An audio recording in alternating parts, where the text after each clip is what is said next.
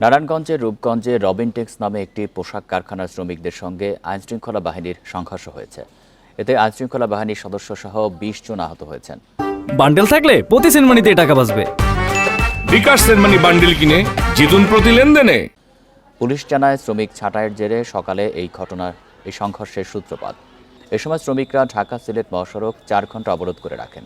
স্থানীয়রা জানায়, ঈদের আগে ৫০ জন শ্রমিককে বিনা নোটিশে ছাঁটাই করে কর্তৃপক্ষ।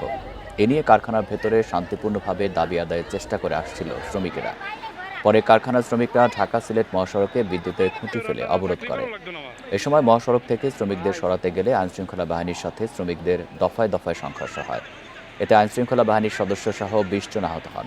এই ঘটনায় ৭ জনকে আটক করেছে পুলিশ।